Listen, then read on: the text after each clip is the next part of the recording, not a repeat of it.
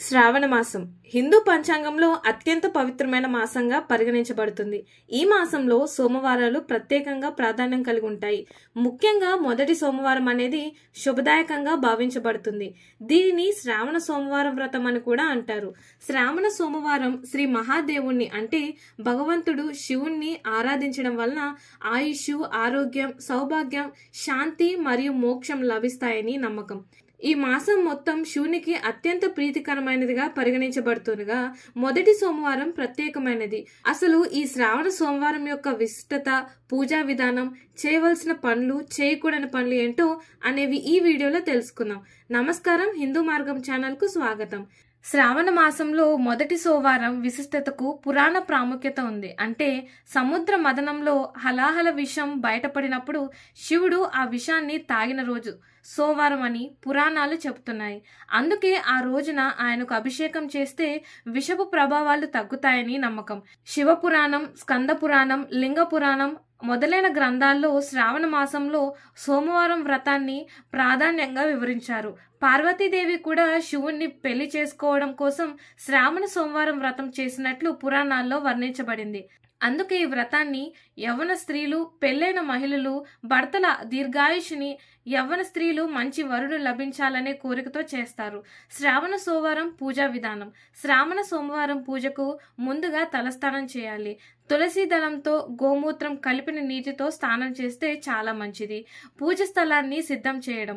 శుద్ధమైన స్థలంలో శివుని విగ్రహం లేదా లింగం స్థాపించాలి. శివ పంచాక్షరి మంత్రంతో ప్రాణ ప్రతిష్ఠ చేయాలి. ఓం నమ శివాయ అంటూ ప్రతిష్ఠ చేయాలి. శ్రావణ సోమవారం పూజకి కావాల్సిన సామాగ్రి: పంచామృతం అంటే పాలు, పెరుగు, తేనె, నెయ్యి, చక్కెర. జలాభిషేకం చేయడానికి గంగాజలం లేదా సాధారణ నీరు. బిల్వదళాలు, అక్షింతలు, పసుపు, కుంకుమ. నైవేద్యం: పాలతో చేసిన ఏదైనా ప్రసాదం. దీపం, ధూపం, తులసి, చందనం, పుష్పాలు. శివలింగానికి పంచామృతంతో అభిషేకం చేయాలి. తర్వాత శుద్ధ జలంతో శుద్ధి చేయాలి. బిల్వపత్రాలతో అలంకరించాలి. శివునికి చందనం, పుష్పాలు అర్పించాలి.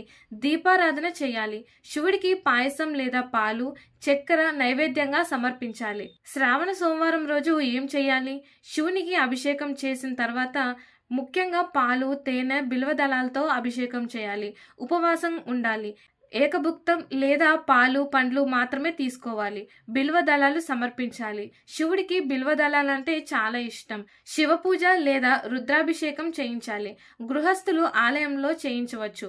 పవిత్రత పాటించాలి. శుద్ధ చేతులతోనే పూజ చేయాలి.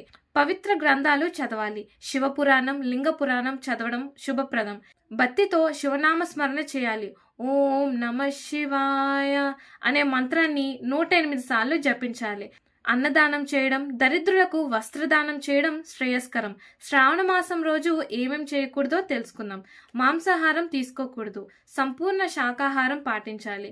మద్యం, ధూమపానం చేయకూడదు. అది పుణ్యఫలాన్ని నాశనం చేస్తుంది. కోపం, అసత్యం, అహంకారం వీడాలి. మనసు శాంతిగా ఉంచాలి. అశుద్ధంగా ఉండకూడదు. శుభ్రమైన దుస్తులు ధరించాలి. రాత్రి వేళలో విషపు పదార్థాలు తీసుకోకూడదు. ముఖ్యంగా ఉల్లిపాయ, వెల్లుల్లి, మసాలా లాంటివి. శివుడి పట్ల నిర్లక్ష్యం చేయకూడదు.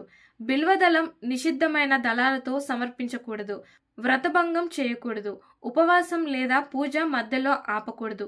శివుడికి అర్పించే పదార్థాలు అపవిత్రంగా ఉండకూడదు. అలంకరణ సామాగ్రిని శుద్ధంగా ఉపయోగించాలి. పెళ్లి కాని కన్యలు శ్రావణ సోమవారం వ్రతాన్ని నిర్విరామంగా 16 సోమవారాలు చేస్తే మంచి వరుడు లభిస్తాడనే విశ్వాసం ఉంది. ఈ వ్రతం వలన శంకరుడు సౌభాగ్యాన్ని ప్రసాదిస్తాడు.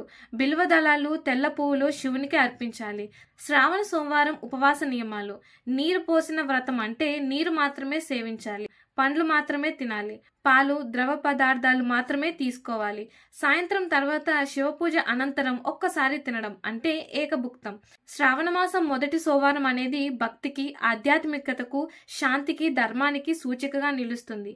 ఈ రోజున శివునికి విశేష పూజ చేయడం వలన అయోనిజ పాపాలు తొలగిపోతాయని, ఆధ్యాత్మిక ప్రగతి జరుగుతుందని, సుఖశాంతులు కలుగుతాయని శాస్త్రోక్తంగా వర్ణించబడుతుంది. ఈ రోజున మనం ఎంత భక్తితో, శ్రద్ధతో పూజిస్తామో అంత ఫలితాన్ని శివుడు ప్రసాదిస్తాడు.